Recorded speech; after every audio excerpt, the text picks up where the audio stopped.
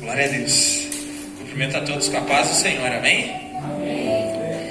Convido os irmãos e irmãs a abrirem a palavra do Senhor em Lucas, um nome que eu gosto muito.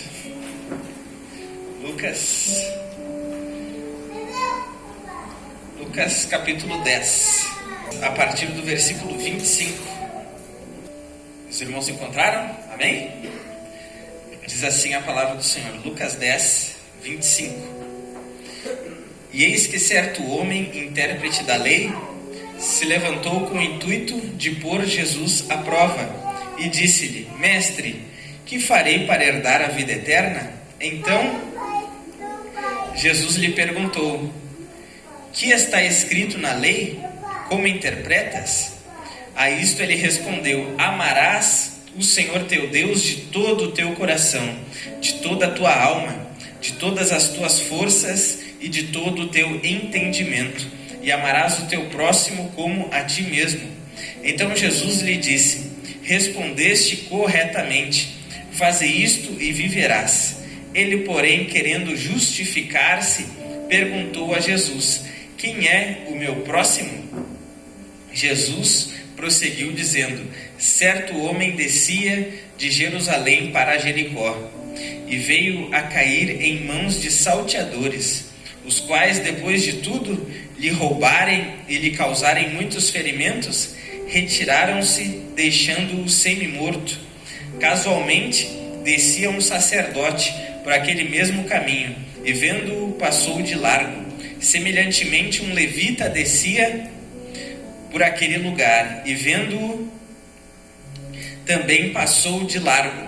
Certo samaritano que seguia o seu caminho passou-lhe perto, e vendo-o compadeceu-se dele, e chegando-se pensou-lhe os ferimentos, aplicando-lhes óleo e vinho, e colocando-o sobre o seu próprio animal, levou-o para uma hospedaria e tratou dele.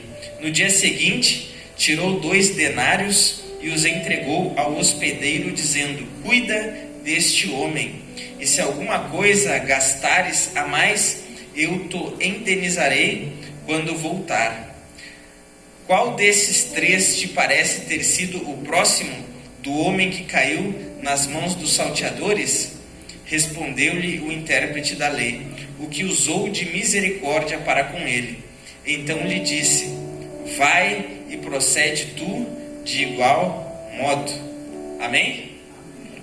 Então, esse texto é um texto bem conhecido, tem até canções que falam sobre ele, e esse é um texto muito especial, porque a Bíblia diz que um certo intérprete da lei era um homem que conhecia muito a palavra de Deus, e provavelmente ele também era um escriba, porque naquela época as pessoas faziam cópias da lei de Deus, e também eles interpretavam, porque aos sábados na sinagoga eles ensinavam a palavra de Deus. Então esse homem, ele conhecia muito o Antigo Testamento, e ele chega até Jesus, e ele não chega com o coração aberto para aprender, ele não chega em si com o intuito de ser edificado ou com humildade para receber algo de Jesus, mas a Bíblia diz que ele chega querendo colocar Jesus à prova, ou seja, ele chega para testar. Ele faz uma pergunta, mas é aquele tipo de pessoa que faz uma pergunta sabendo da resposta, porque ele só quer testar se a outra pessoa sabe.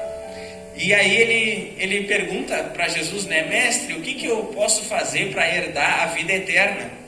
E Jesus devolve a pergunta. Jesus, sabendo que ele era intérprete, Jesus diz para ele: como é que está escrito na lei e como é que tu interpreta? E ele disse: Amarás o Senhor teu Deus de todo o teu coração, de todo o teu entendimento, de toda a tua alma, com todas as tuas forças, e o próximo como a ti mesmo. Jesus disse: Então tá, disseste bem, vai lá e faz isso e viverás. E aí ele disse: Mas quem é o meu próximo? E aí depois Jesus conta uma história, e nessa história, que é uma parábola, todas as parábolas eram histórias que sempre tem uma moral por detrás daquela história, que normalmente sempre pegava o ouvinte no contrapé, sempre nocauteava o ouvinte. Alguns diziam que não entendiam, mas eles meio que se faziam, porque Jesus trazia umas histórias bem práticas, Então quem não entendia, porque meio que se fazia de louco ou achava, não, ele não pode estar querendo falar isso mesmo. Mas era aquilo mesmo que Jesus queria falar, por incrível que pareça. E Jesus conta a história que um homem descia de Jerusalém, e ele no meio do caminho foi assaltado, feriram ele, bateram nele, e ele ficou caído semi-morto no chão. E a Bíblia diz que veio um sacerdote, e vendo aquele homem, ele atravessou a rua e seguiu a sua jornada. E vindo um levita também, vendo aquele homem, atravessou a rua, ou seja, o homem estava de um lado, ele se afastou do homem, foi lá do outro lado da rua e foi embora. E aí vindo um bom samaritano, se aproximou daquele homem, colocou o homem em cima do seu animal, provavelmente um cavalo ou um jumento, levou aquele homem até uma estalagem, cuidou dele e ainda deixou pago para que aquele homem fosse cuidado mais uns dias, e aquele bom samaritano foi embora. E aí depois Jesus perguntou para aquele homem, né, quem te parece ser o próximo daquele que estava caído? E aquele homem respondeu, dizendo, o intérprete da lei respondeu, aquele que agiu com misericórdia. Jesus disse, disseste bem, vai lá e faz o mesmo. Então essa é a história. Agora a gente vai pontuar, porque às vezes lendo ou ouvindo a gente não consegue pegar de primeira, mas eu creio que todo mundo entendeu a história, sim ou não? Então tá. Então fica com a Bíblia aberta, se tu já não fechou, mas dá tempo de abrir de novo, Lucas 10, 25. Agora a gente vai vendo versículo por versículo algumas coisas que a gente vai pontuar. No versículo 25, diz então que era o intérprete da lei, e como disse, né, na sinagoga ensinavam a lei de Deus. Como Jesus começou a parábola falando do primeiro foi o sacerdote que passou e depois um levita, sim ou não? Sim ou não? Sim. Os primeiros que passaram foi primeiro o sacerdote e depois o levita. E os intérpretes da lei naquela época ou eram sacerdotes ou também eram levitas. Então quando Jesus contou a parábola, Jesus já estava inserindo aquele homem na parábola. Por quê? Porque ou ele era um sacerdote ou ele era um levita. E o que era um levita? Em Israel tinham 12 tribos. E uma das tribos era chamada pelo nome do líder da tribo, que era Levi. Então todos que eram da tribo de Levi eram levitas. E Deus escolheu essa tribo, no meio das 12, Deus escolheu a tribo de Levi para que eles pudessem servir a Deus na casa de Deus.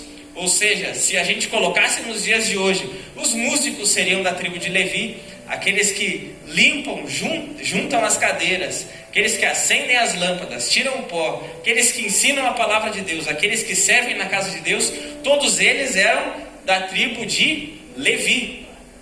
Porque Deus tinha escolhido, destacado essa tribo, especialmente para servir a Deus na sua casa. Eles não poderiam ter nenhuma outra profissão naquela época, né, no Antigo Testamento, mas eles viviam exclusivamente para servir a Deus no tabernáculo. Então, quando a Bíblia diz que aquele homem era intérprete da lei, e Jesus começa a história falando do sacerdote do levita, é porque aquele homem estava naquela posição. E aí, como está escrito também que aquele intérprete da lei, ele se levantou com o intuito de pôr Jesus à prova. E esse homem, ele tinha muito conhecimento, como falei, ele conhecia muito bem o Antigo Testamento. E preste atenção, o problema não estava em ele ter o conhecimento, porque o conhecimento é algo maravilhoso, o conhecimento é algo que Deus aprecia. O nosso Deus é um Deus que celebra mais o conhecimento do que a ignorância. A Bíblia diz que conhecereis a verdade e a verdade vos libertará. Oséias diz, conheçamos e prossigamos em conhecer a Deus. A Bíblia fala várias e várias vezes, a Bíblia aprova o conhecimento e mostra que Pedro escreveu dizendo que a gente precisa crescer na graça e no conhecimento do nosso Senhor Jesus Cristo. Paulo vai dizer para Timóteo, aplica-te à leitura, ou seja, conhecer é algo bom, conhecer não é algo ruim. Alguns de vocês já devem ter ouvido de alguém, porque é muito comum as pessoas dizerem assim, a letra mata, mas o Espírito vivifica. E às vezes quando a pessoa fala isso, ela fala com o intuito, querendo dizer que o conhecimento mata e que o Espírito, Ou seja, a pessoa ser fervorosa espiritualmente é isso que dá vida para ela, mas ela se aprofundar no conhecimento da palavra de Deus, isso pode ser algo ruim. Na realidade não é isso. Quando Paulo escreveu na sua carta dizendo que a letra mata e o espírito vivifica, a letra que ele está dizendo, a letra é uma referência para a antiga aliança.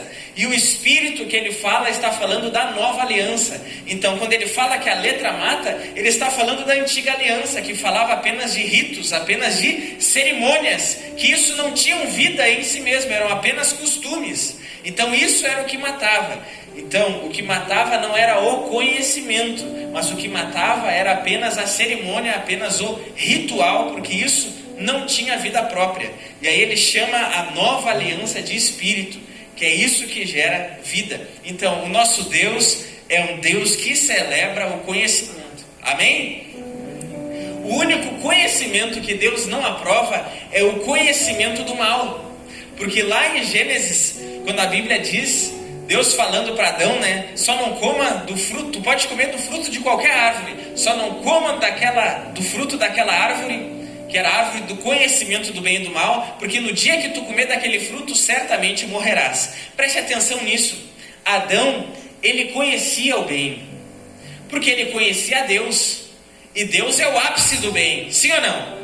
Se tem alguém que é bom, e se tem alguém que é do bem, esse é Deus, sim ou não?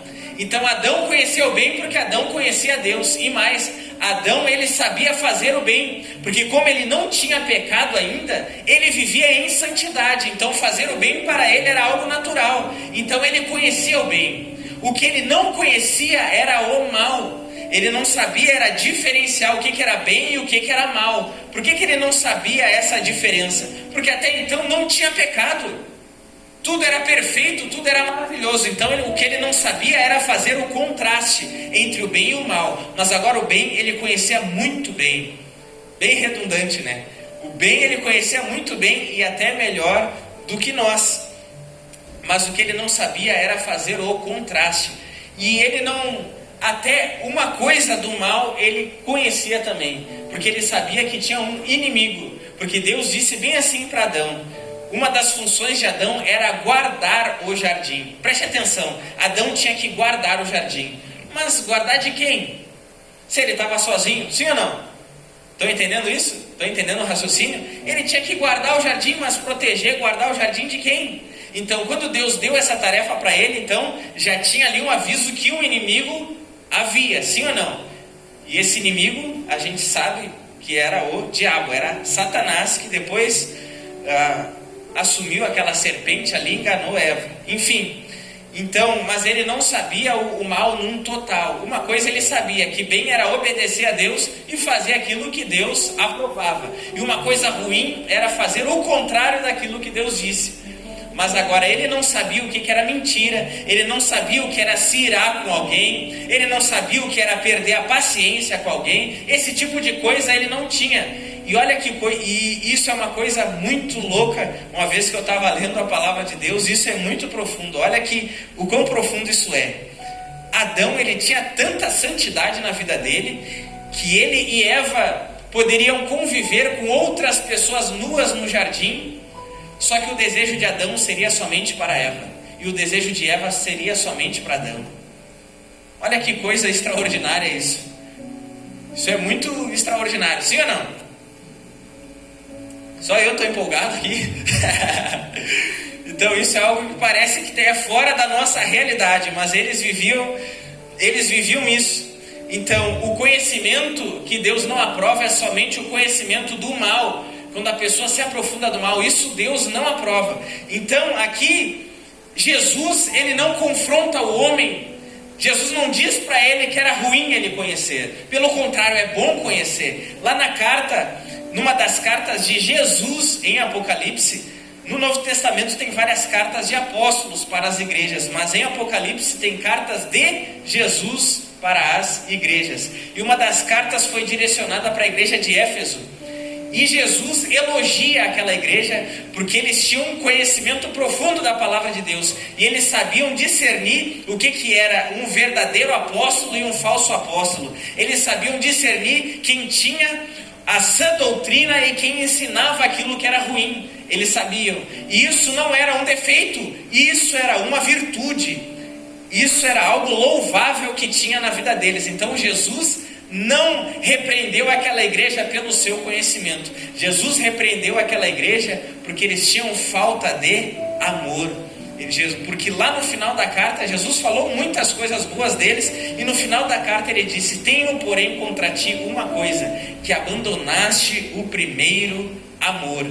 O conhecimento, então, Jesus aprova. O que Jesus reprovou na vida deles é porque faltava amor. Amém até aqui? Então, o conhecimento que aquele homem tinha era algo bom e era algo aprovado por Jesus.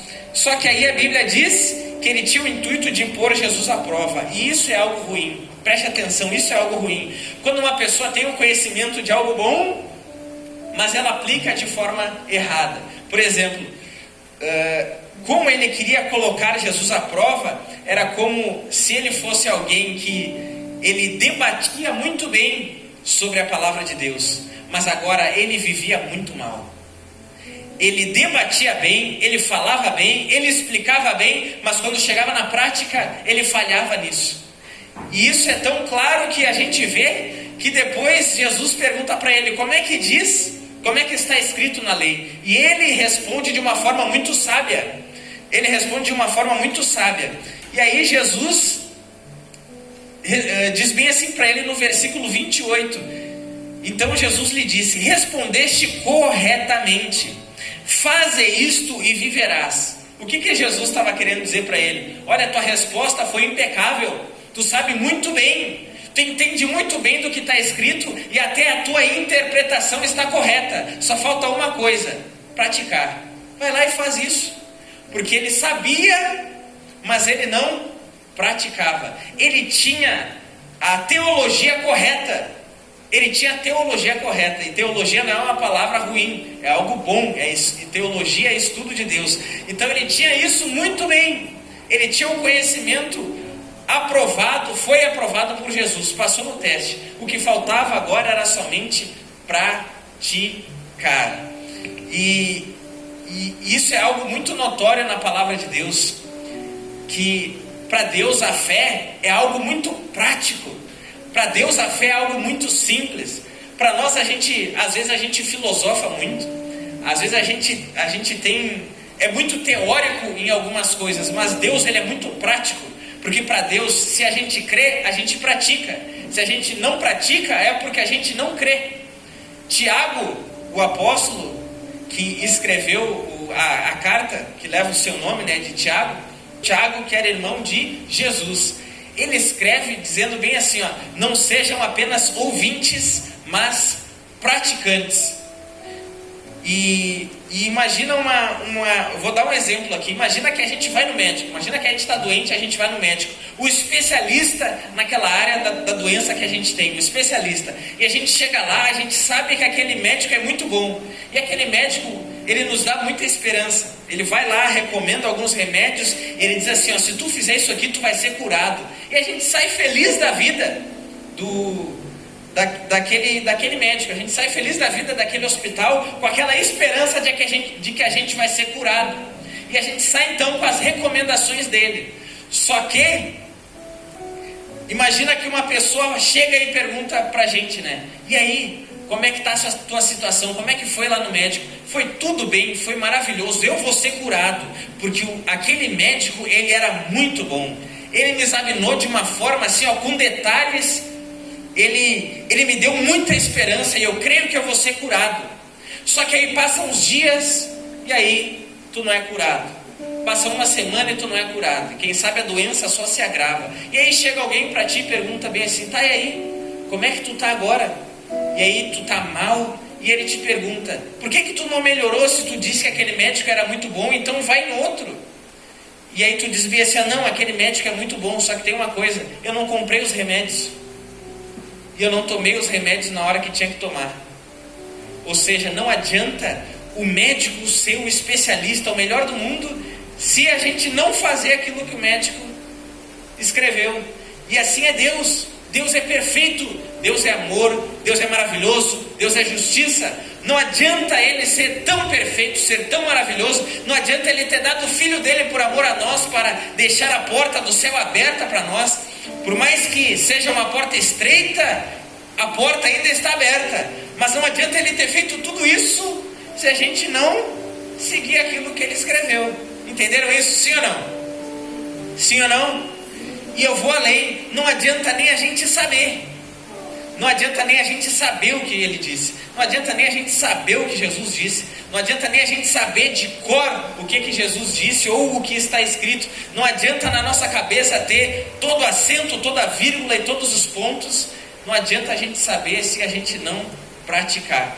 Porque a gente pode falar com a nossa boca que a gente crê, mas com a nossa vida, na prática, a gente está mostrando para Deus que a gente não crê. Entenderam isso, sim ou não? E era esse tipo de coisa que aquele homem estava vivendo. Jesus disse: respondeste corretamente, faze isto e viverás. Ele, porém, querendo justificar-se, no versículo 29, perguntou a Jesus: quem é o meu próximo? E aí a gente vê que Jesus começa a contar a história. Certo homem descia de Jerusalém para Jericó. E preste atenção, o templo, só tinha um templo em Israel, e esse templo ficava em Jerusalém. Ninguém descia para Jerusalém, todo mundo subia para Jerusalém, porque é uma cidade que ficava e fica no alto, fica bem no alto. E então todas as pessoas, quando iam cultuar, elas subiam até Jerusalém. E aqui o texto diz que aquele homem descia de Jerusalém para Jericó. Então, aquele homem, ele estava voltando do culto. Entenderam isso, sim ou não? Se ele estava descendo, acabou o culto, ele estava indo embora, estava indo para casa. Então, ele estava voltando do culto, só que no caminho de volta para casa, a Bíblia vai dizer que alguns homens assaltaram ele, bateram nele, e ele ficou ferido. E não ferido de qualquer forma, mas diz que ele estava semi-morto. Estava semi-morto. Aí olha só, aí a Bíblia vai dizer, lá no versículo 31, casualmente descia um sacerdote por aquele mesmo caminho, e vendo-o passou de largo. Aquele sacerdote descia, da onde o sacerdote descia? Provavelmente descia de Jerusalém, sim ou não? E como ele era sacerdote, provavelmente ele estava descendo do templo, sim ou não? E provavelmente ele estava no mesmo culto que aquele homem estava. Entenderam? Sim ou não? E mais, provavelmente esse sacerdote, ele estava pregando no mesmo culto que aquele homem estava. Entenderam isso? Sim ou não? Então, esse sacerdote estava pregando lá, naquele culto, e aquele homem que foi ferido, ele estava no culto e ouviu toda a pregação. E provavelmente a pregação daquele sacerdote foi impecável, provavelmente foi maravilhosa, não faltou nem uma vírgula, nem um i, nem um tio, nem um acento, nem nada. Provavelmente foi impecável, porque a gente vê que no Novo Testamento Jesus até não falava mal da pregação dos escribas e fariseus. Olha o que Jesus disse para o povo. Jesus disse para a multidão, Jesus disse bem assim: olha, façam tudo conforme eles dizem. Que eram os escribas e fariseus. Fazem tudo conforme eles dizem, mas não fazem o que eles fazem, porque eles não fazem nada. Eles pregam, mas eles não vivem aquilo que pregam. Isso é muito forte, sim ou não? Então esse sacerdote, provavelmente, ele tinha a sã doutrina, ele tinha o ensinamento fiel à palavra de Deus. E aquele homem estava lá e recebeu o ensinamento fiel. Só que agora aquele homem, voltando do culto, quem sabe estava alegre, assim como tu vai sair daqui, espero que saia daqui alegre. Saiu daqui alegre, espero que no mínimo todo mundo tenha vindo alegre, né? Porque a Bíblia diz: alegrei-me quando me disseram, vamos à casa do Senhor. Salmo 122. Só que aquele homem está voltando alegre, feliz da vida, e bateram nele e ele está caído lá. Só que aí agora está passando um sacerdote que pregou naquele culto. E o sacerdote, a Bíblia diz, vendo-o. Então o sacerdote viu aquele homem caído. Não foi assim, ó, ele passou sem ver, mas ele viu aquele homem caindo. Só que a Bíblia diz, vendo-o, a Bíblia diz no versículo 31, diz, vendo-o, passou de largo. Tem uma versão, se eu não me engano é NVI, que diz que ele atravessou para o outro lado da estrada. Imagina, ele viu o homem caído, e ao invés de se aproximar e ajudar ele, atravessou a rua e foi embora. Então, veja que ele se afastou duas vezes. Ele se afasta quando ele atravessa a rua, e ele se afasta mais ainda quando ele vai embora. Se afastou duas vezes do homem que estava caído. E por um lado, a Bíblia diz que aquele homem caído, ele estava semi-morto. E por incrível que pareça, talvez aquele sacerdote até pudesse estar fazendo a coisa certa. Vou mostrar para vocês. Tanto em Levítico como em Números, em Levítico capítulo 21 e o versículo 11, e Números capítulo 19, do versículo 11 até o 13, não vou abrir aqui, mas quem quiser a referência, é Levítico capítulo 21, versículo 11, e Números capítulo 19, do versículo 11 até o 13. Mostra que o sacerdote, ele não podia tocar em alguém morto. Preste atenção, não podia tocar em uma pessoa morta. Porque se ele tocasse numa pessoa morta, aquele sacerdote, ele ficava 7 dias impuro. 7 dias ele não podia ir à igreja. 7 dias ele não podia ir ao templo. 7 dias ele não podia nem se aproximar do templo. 7 dias ele não podia nem se aproximar das outras pessoas. Se ele tocasse em uma pessoa morta, ele ficava impuro cerimonialmente falando. E só que aquele homem estava morto, sim ou não? Aquele homem estava morto, sim ou não? Ele estava semi-morto, então ele não estava morto, ele estava quase morto, mas não estava morto. E olha, esse quase ou esse semi faz toda a diferença, sim ou não? Faz toda a diferença. Faz toda a diferença. Aquele homem estava semi-morto, mas ele ainda estava vivo. Se ele fosse socorrido, ele poderia se salvar. Só que o sacerdote, ele nem verificou, ele nem ficou assim, às vezes quando eu vou de madrugada ver a minha filha, às vezes eu fico assim, olhando para ver se o pulmãozinho, se ela está respirando, né? Coisa de pai e coisa de mãe. Quando for a vez de vocês vão entender isso. Dá uma tossida ou dá uma engasgada, tu já se levanta da cama e fica vendo se a barriguinha está mexendo, se está acontecendo alguma coisa ali. Mas aquele sacerdote, ele nem ficou assim, olhando para ver se aquele homem ainda estava vivo. Ele nem fez isso. Ele só olhou e foi lá para o outro lado, se afastou daquele homem e foi embora. Aí a Bíblia diz que depois, semelhantemente, descia o levita, provavelmente aquele que tocou no mesmo culto que aquele homem tinha ouvido. Provavelmente aquele homem cantou as canções daquele levita, e provavelmente aquele homem também aprendeu muito com aquele sacerdote naquele culto. Mas agora aquele levita que tocou na casa de Deus, que ministrou louvor, aquele levita viu o homem caído semi-morto, e a Bíblia diz que ele fez a mesma coisa que o sacerdote, passou de largo. Ou, como diz na NVI, atravessou para o outro lado da estrada e foi embora. Se afastou 2 vezes, quando atravessou a rua e quando foi para casa. E sabe, creio que a maioria de vocês deve estar pensando, mas que coisa séria, esses homens sem misericórdia, esses homens sem amor, são os fariseus. A maioria de nós deve estar pensando isso. E quando a gente pensa no levita e no sacerdote, a gente pensa na pessoa que prega, e na pessoa que toca, ou na pessoa que canta. Mas sabe que no Novo Testamento o conceito de sacerdote mudou drasticamente? No Antigo Testamento, para ser sacerdote tinha que ser da tribo de Levi, e para ser levita, obviamente, tinha que nascer na tribo de Levi. Só que no Novo Testamento o sacerdote não é da tribo de Levi.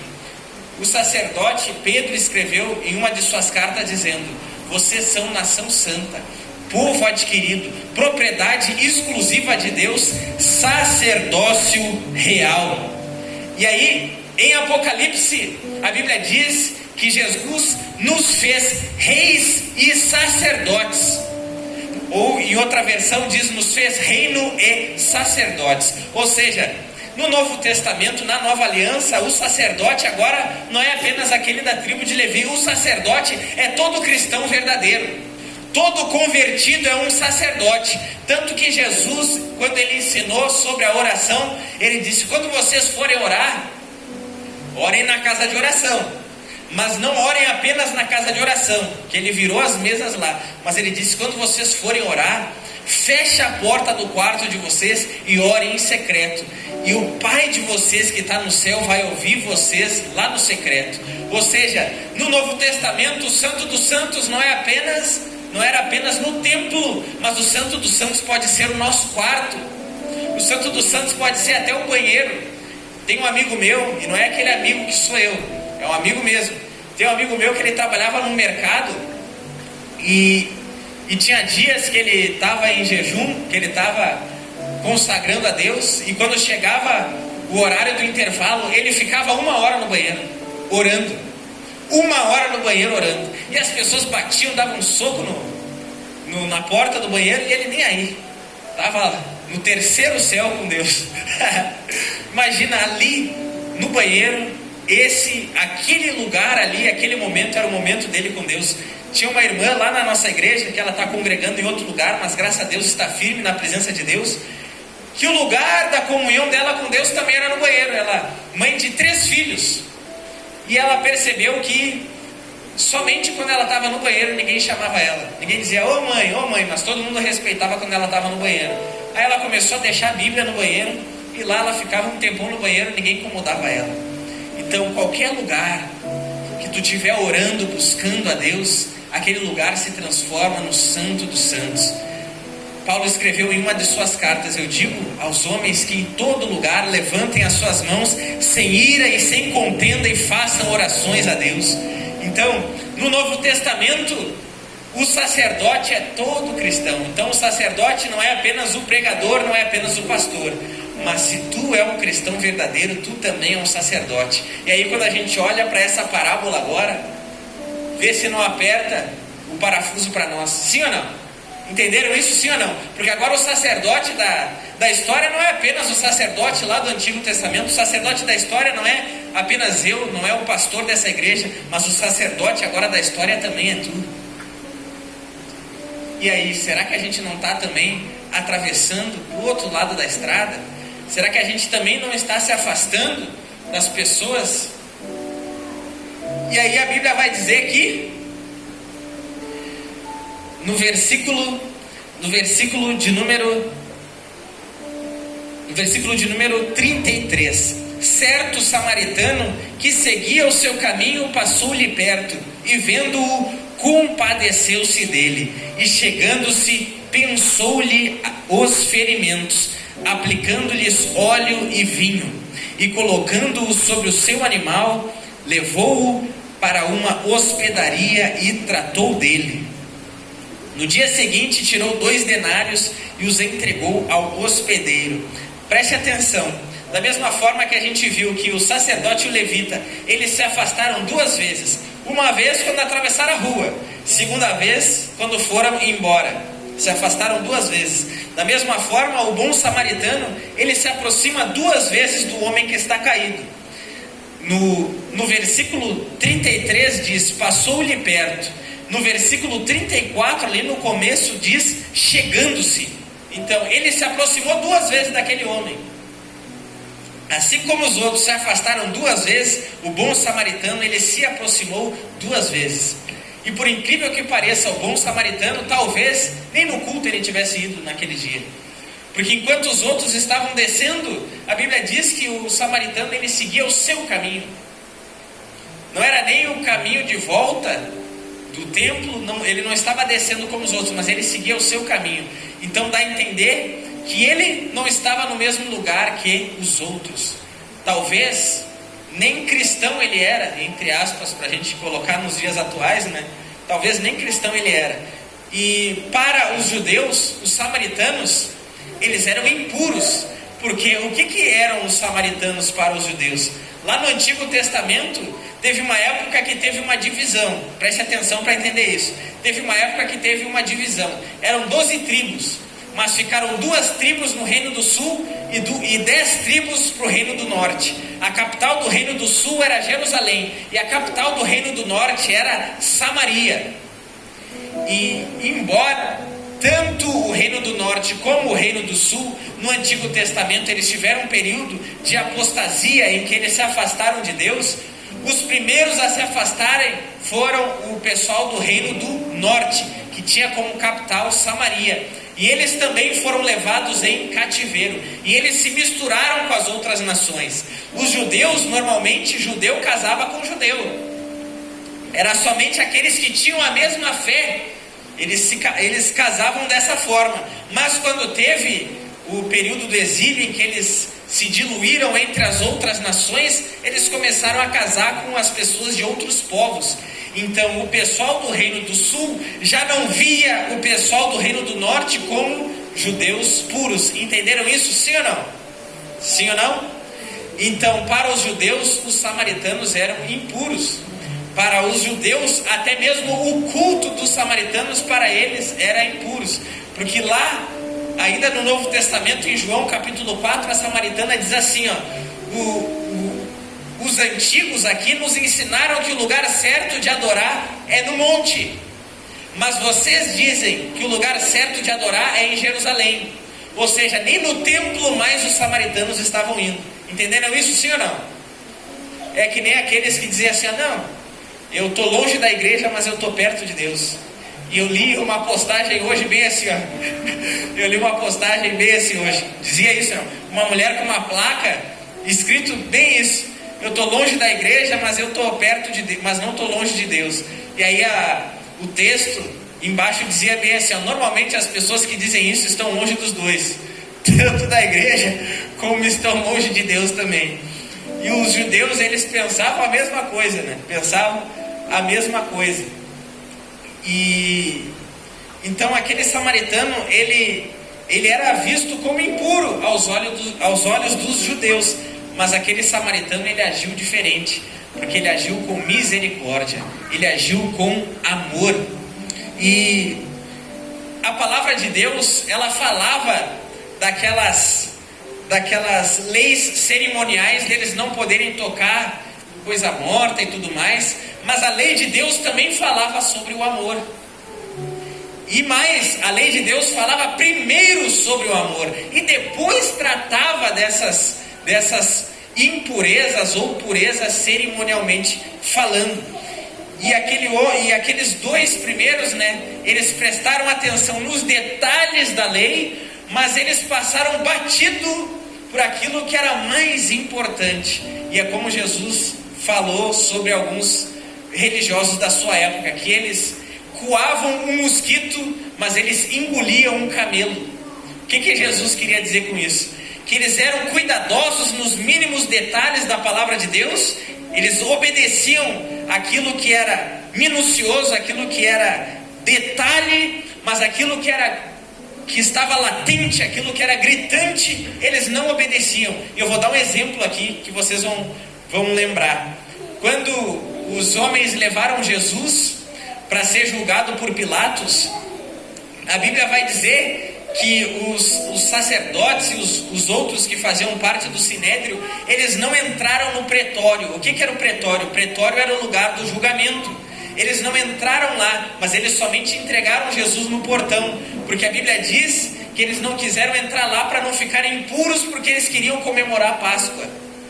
Preste atenção, eles não queriam entrar em um lugar para se misturar com os gentios, porque eles achavam que iam ficar impuros. E eles cuidaram de entregar Jesus no portão, mas eles não entraram porque eles não queriam ficar impuros. Mas olha só que absurdo, eles não queriam ficar em um lugar com pessoas de outra fé, mas eles estavam matando o Filho de Deus. Vocês entenderam isso, sim ou não? Ou seja, eles coavam um mosquito, mas eles engoliam um camelo. Eles não queriam ficar impuros cerimonialmente, mas eles estavam assassinando o Filho de Deus. Isso é um absurdo quando a gente procura obedecer coisas que são quase irrelevantes, quando a gente coloca numa balança em relação a outras que são essenciais para a nossa fé. É um absurdo quando a gente, principalmente, quando a gente falta de amor com alguém. E era isso que Jesus estava falando em relação àquele homem, e não apenas aquele homem que era intérprete da lei, mas a maioria das pessoas que eram da mesma classe dele, sabiam tudo de cor e salteado, mas eles não tinham amor, eles não tinham misericórdia. Eles não tinham que abrir mão do conhecimento para amar. Não, eles tinham que amar o conhecimento, mas também amar as pessoas. Porque Jesus era a palavra em pessoa. Jesus conhecia mais do que tudo e todos, mas ainda assim ele amava. A Bíblia diz que ele comia com os cobradores de impostos, e aqueles que eram os religiosos, eles diziam bem assim para os apóstolos: olha aí, o mestre de vocês come com pecadores. Mas agora preste atenção, se Jesus não comesse com pecadores, ele ia comer sempre sozinho, sim ou não? Ia comer sempre sozinho. Então, às vezes, a gente se apega muito a coisas que não têm valor para Deus, e a gente deixa de fazer aquilo que Deus mais queria que a gente fizesse. E isso é muito grave, isso é muito grave. A gente precisa ser um poço de amor. A gente pode não julgar as pessoas pela aparência, a gente tem que ser muito criterioso em relação a muitas coisas. Eu não estou dizendo aqui que a gente tem que abraçar qualquer coisa, mas a gente deve sim não se afastar totalmente das pessoas. A gente não deve viver apenas em comunhão com as pessoas na igreja e se afastar totalmente das pessoas lá fora. Porque Jesus, em uma das suas últimas orações, ele diz bem assim: ó Pai, eu não peço que o Senhor tire eles do mundo, mas eu peço que o Senhor livre eles de todo mal. O santo não é aquele que não se mistura com as pessoas, mas é aquele que, mesmo estando em meio a pessoas de outro tipo de fé, em meio a pessoas que fazem um monte de coisa errada, mesmo em um poço de lama, ele consegue se manter puro. Porque às vezes tem aqueles que, mesmo no lugar da pureza, ele é o patinho feio. Porque ele pode ali ser santo, mas quando ele chega lá fora, ele não é tão santo assim. E a gente vê que Paulo repreendeu até mesmo o apóstolo Pedro, porque eles estavam ali no meio dos gentios. E a Bíblia diz que Pedro estava ali sentado, comendo, junto com os gentios, mas quando chegaram os judeus lá de Jerusalém, Pedro já se levantou da mesa e foi perto dos judeus puros, entre aspas, né? E ficou longe dos gentios. Aí o apóstolo Paulo chegou na frente de Pedro e disse bem assim para Pedro: Pedro, seja uma coisa só. Tu não pode ser uma pessoa antes dos irmãos chegarem e outra pessoa depois que eles chegaram. Não pode, isso é hipocrisia, Pedro. E Pedro teve que engolir isso a seco. Isso está escrito em Gálatas. Teve que engolir isso a seco. Por quê? Porque Paulo estava certo. Paulo estava completamente certo. Uma das coisas que deixa Deus mais decepcionado e ao mesmo tempo mais irado é quando a gente dá um culto perfeito para Deus aqui. Se eu pregasse aqui perfeitamente para vocês, se eu não errasse nada, provavelmente eu já devo ter errado alguma coisa, mas se eu não errasse nada, devo ter errado no mínimo no português. Se eu não errasse nada na pregação aqui, e eu chegasse em casa e fizesse tudo errado, fosse rude com a minha esposa, irasse a minha filha, se eu fizesse tudo errado, pegasse o meu celular e começasse a olhar um monte de porcaria, Deus estaria irado comigo. Deus poderia pensar desse: olha lá, ó, a pregação dele foi impecável, mas olha o que ele está fazendo agora, não combina. E essa foi uma das maiores lutas de Deus, entre aspas, desde o Antigo Testamento, porque o povo de Israel, eles davam o culto cerimonial perfeito, eles davam dízimos, eles davam ofertas, eles davam tudo perfeito para Deus, eles guardavam o sábado. Só que chegou um determinado momento que Deus levantou os profetas e começaram a dizer bem assim: ó, eu não suporto mais os sábados de vocês, as festas de lua nova, eu não suporto nem os dízimos de vocês mais. E aí as pessoas não entendiam: mas por que a gente está fazendo tudo perfeito? É porque vocês dão o culto da cerimônia, mas quando chega na vida real, vocês não obedecem no resto. Entenderam isso, sim ou não? É que nem o levita e o sacerdote da parábola. Fizeram tudo perfeito no culto, mas quando eles saíram, eles não tiveram amor com aquele que estava caído lá. E isso é básico. Isso é básico. Isso é muito básico. Isso é muito básico. E essa é uma das coisas que a gente mais precisa se policiar, é em relação a isso. É a gente dar o nosso culto da melhor forma aqui, a gente ser verdadeiro aqui, e quando a gente chegar lá fora, a gente ser verdadeiro também. A gente não precisa agradar a todos lá fora. Eu li um livro, que esse livro é maravilhoso, Por que Tarda o Avivamento? Escrito por Leonard Ravenhill, um homem que morreu lá nos anos 90, mas esse homem era uma tocha. Quem conhece aqui ele? Levanta a mão quem já ouviu falar dele. Ninguém conhece? Uma benção. E o título do livro é Por que Tarda o Avivamento? E chega uma hora que ele faz uma pergunta bem assim, ó. Ele fala da Bíblia e ele também faz uma pergunta. Ele diz, a Bíblia faz a pergunta, onde está o Deus de Elias? Aí ele faz a pergunta, onde estão os Elias de Deus? E uma das coisas que ele fala nesse livro também foi isso marcou muito a minha vida. Ele diz bem assim, ó, quando uma pessoa agrada a Deus, pouco importa quem ela está desagradando. Mas agora, quando uma pessoa desagrada a Deus, pouco importa quem ela está agradando. Entenderam isso, sim ou não? E talvez a maioria dos colegas de vocês na escola, na faculdade, talvez a maioria deles vão achar que vocês são radicais, são caretas, sei lá quais são os predicados que vão colocar em relação a uma frase que colocarem vocês, mas agradem a Deus, agradem a Deus. É sempre melhor a gente agradar a Deus. Algumas pessoas às vezes me fazem algumas perguntas em relação a alguma coisa, e tem uma coisa que eu sempre guardo comigo: é sempre mais barato a gente obedecer. É sempre mais barato a gente obedecer a Deus. Ah, mas se eu fizer isso eu posso perder aquilo lá, pode se fechar essa porta aqui, nesse emprego aqui. É sempre mais barato a gente obedecer a Deus, a gente agradar a Deus. Então aqueles homens ali, os sacerdotes e levitas, eles agradaram a Deus lá no culto da cerimônia, mas quando chegou fora, eles desagradaram completamente a Deus. E aí a Bíblia diz que o bom samaritano chegou ali, né, e derramou azeite e vinho. E o vinho representa o sangue de Jesus, que morreu por nós na cruz do Calvário. E o azeite representa o Espírito Santo. E foi isso que iria curar aquele homem que estava caído. Porque o que levanta uma pessoa caída é a morte de Jesus. E o que mantém essa pessoa de pé é a santificação que o Espírito Santo provoca na vida daquela pessoa, depois que aquela pessoa crê na palavra de Deus. Aí a Bíblia diz que o bom samaritano levantou aquele homem e colocou aquele homem num cavalo. Imagina, o samaritano, ele desceu do cavalo e colocou aquele homem no cavalo. E ele ia seguir a pé o resto da jornada. Muito amor, sim ou não? Sim ou não? Muito amor, sim ou não? E sabe, ele desceu para fazer o outro subir. Ele desceu para fazer o outro subir.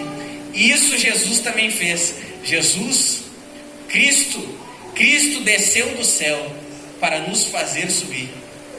Ele desceu até essa terra para ser tentado em tudo.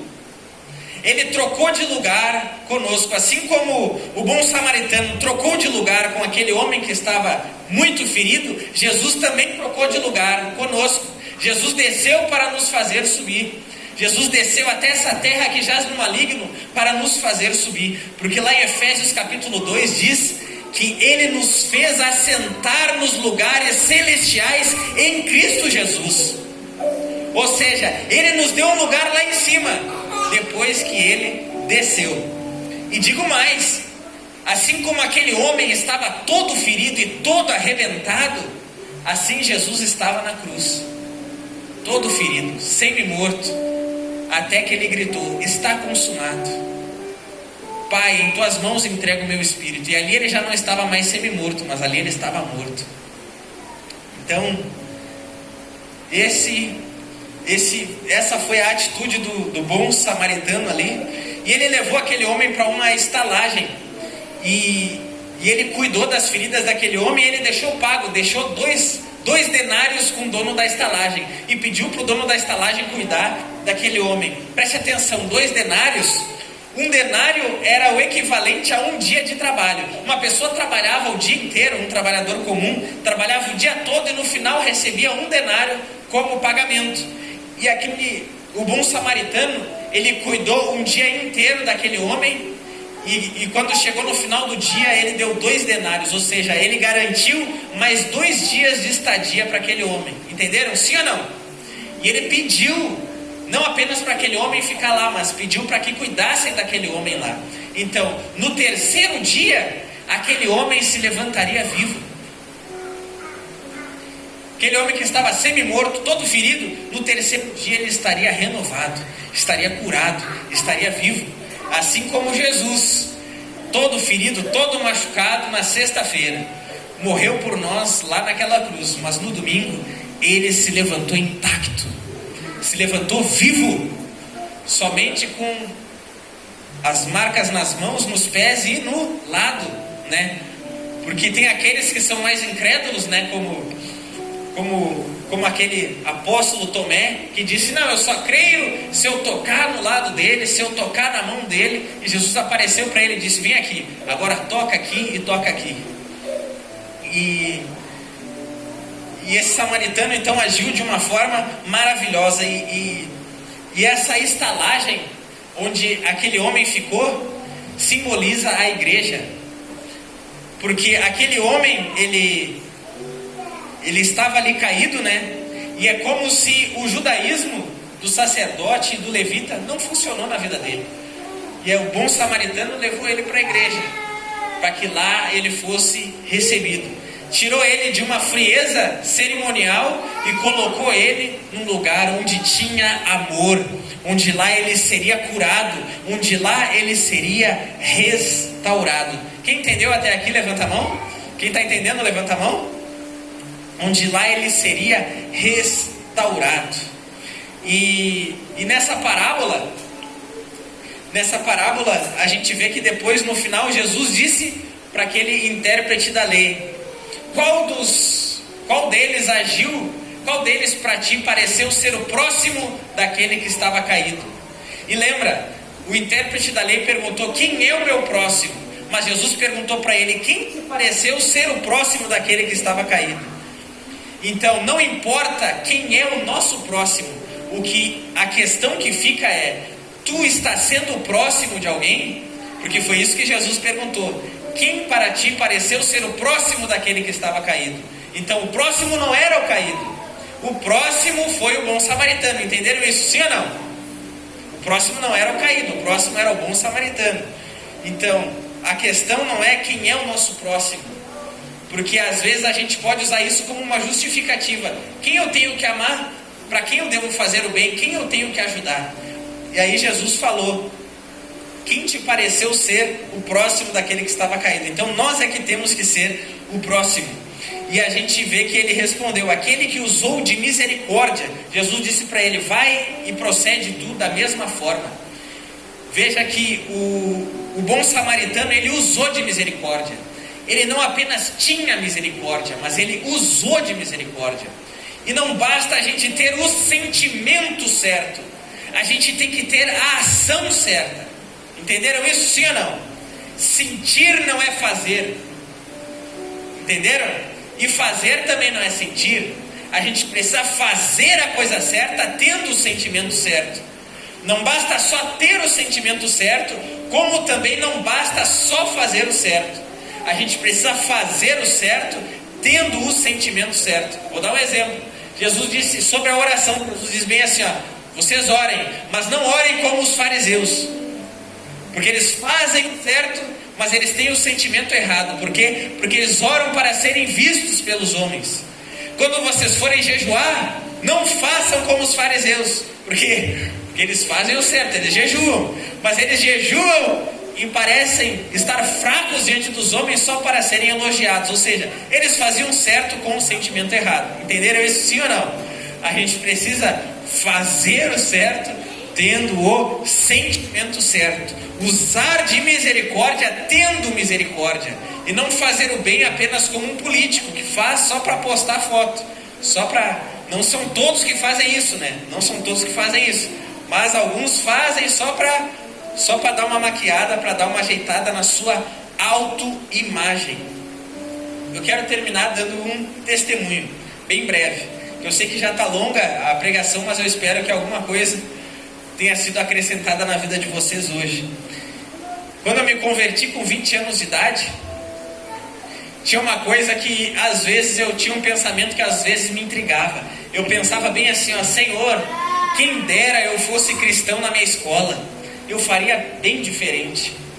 Porque na minha escola eu até era conhecido dos meninos, porque eu jogava no Inter. Então quando tinha futebol, me escolhiam, porque jogava quase todos os dias, e a repetição faz com que tu jogue cada vez melhor. Então eu era escolhido, eu era conhecido dos meninos. E muitos professores também me conheciam porque eu estudava bastante. Não era o melhor nem no futebol e nem no estudo, nunca serei o melhor, mas eu era bem dedicado, muito dedicado. E muitas pessoas me conheciam principalmente no último ano. Mas com certeza, por eu não ser crente, eu fazia coisas erradas. E eu, depois de convertido, eu dizia para Deus: quem dera eu fosse cristão na escola. Eu seria conhecido não só por ser estudioso ou por jogar bem, mas eu ia pregar a tua palavra para os meus colegas. Dito e feito, o tempo não voltou, que nem nos Vingadores, mas Deus me deu a oportunidade de ser um estudante, e eu fui estudar na URGS. E eu fiquei 5 anos fazendo engenharia civil na URGS. E eu lembro que no primeiro semestre, na primeira semana era uma bênção, uma alegria, né, empolgação. Mas o conteúdo era muito difícil, muito difícil. Aula de cálculo, enfim. Na segunda semana, eu lembro que muitas vezes eu ia ao banheiro e eu chorava no banheiro. E eu chorava não só porque a matéria era difícil, não por isso, mas eu chorava porque eu pensava assim: Deus, o que eu estou fazendo aqui? Eu olhava para o lado, eu via um mar de gente. A sala era abarrotada de gente, era muita gente. Às vezes tinha 50 numa sala, porque as salas são enormes lá. E eu olhava os jovens tudo lindos, a maioria mais inteligente do que eu, mas a maioria não era crente, ou quase ninguém era crente. E eu chorava no banheiro e eu pensava: Deus, o que eu estou fazendo aqui? Porque antes de ir para a URGS, eu ia de casa em casa no meu bairro, compartilhando a palavra de Deus com as pessoas. E lá eu me sentia, parecia que eu era um peixe fora d'água. Eu dizia para Deus: o que eu estou fazendo aqui? Eu chorava no banheiro. E isso me oprimia muito, me incomodava muito. Até que um dia eu estava no pátio e um senhor estava vendendo bala e ele me ofereceu. E a bala dele, R$2, muito cara a bala, mas eu comprei. Ele disse para mim que há 38 anos ele vendia a bala lá. Quando ele falou 38 anos, na hora me veio a Bíblia na cabeça e eu já puxei 2 pila. E eu disse para ele: deixa eu te contar uma coisa. Sabia que tinha um homem que há 38 anos ele estava na beira de um tanque esperando a cura, porque ele era coxo, ele não tinha o movimento das pernas, e ele dizia que não tinha ninguém que colocasse ele no tanque. Enfim, contei uma história da Bíblia e ali eu evangelizei ele. E aquele homem, ele foi um start para mim, porque todos os dias, chegava na hora do intervalo, tinha mais de 1 hora de intervalo, eu nem ia para o RU almoçar, eu ficava 1 hora dando volta no campus, pregava para um, daqui a pouco era 2, daqui a pouco era 3, daqui a pouco era 5, daqui a pouco era 10, daqui a pouco era 20 numa escadaria, daqui a pouco era 30 dentro de um diretório acadêmico. Diretório acadêmico é uma sala, por exemplo, na engenharia civil tinha sala que era só dos estudantes de engenharia civil. De letras tinha uma sala só deles, só dos estudantes. Mesa de sinuca, som alto, fazia um monte de coisa lá dentro. E aí eu ia nesses lugares, ia semeando a palavra de Deus, contando uma história, sem dizer o nome dos personagens, e no final eu falava. E era Jesus na beira do tanque falando com aquela mulher. E era Jesus em tal história. Quem não gostava, né, já tinha ouvido tudo mesmo. Então só no final eu dava nome aos personagens. E assim, nos 5 anos Deus me deu a oportunidade de evangelizar pelo menos 5.000 pessoas. Pessoas até de outros países, chinês, japonês, franceses. E porque tem uma coisa que a gente pensa, olhando para essa parábola, que o caído, às vezes a gente pensa que é só um mendigo que está na rua. Mas não é isso. A Bíblia ensina que todas as pessoas que ainda não estão em Cristo, elas estão caídas no pecado, estão semi-mortas, estão mortas espiritualmente, estão vivas fisicamente, e todas elas precisam receber dessa palavra aqui, que está dentro de ti. Eu creio que está dentro de ti. 1 João diz: eu vos escrevi, jovens, porque a palavra de Deus está em vós. Vocês são fortes e vocês já venceram o maligno. Tem pessoas lá fora que quem sabe não vão ficar 1 hora ouvindo uma pregação que nem vocês ficaram aqui, mas uma migalha desse pão aqui já é o suficiente para elas. Uma mulher que seguiu Jesus, Sirofenícia, ela clamava por um milagre. Jesus diz: não é lícito dar o pão dos filhos, dar para os cachorrinhos. Ela disse: mas as migalhas que caem da mesa dos filhos, os cachorrinhos já ficam alegres. E Jesus diz para ela: grande é a tua fé. Então tem pessoas lá fora que precisam só de uma migalha, só um trecho dessa pregação, só um trecho dessa mensagem. Tu recebeu o pão inteiro, e é pão de quarto. Não sei se vocês chegaram a pegar essa época, aquele pão que começava aqui e terminava aqui. Todo mundo queria o biquinho, né? O final do pão. Vocês receberam um pão inteiro, mas tem pessoas lá fora que uma migalha já serve.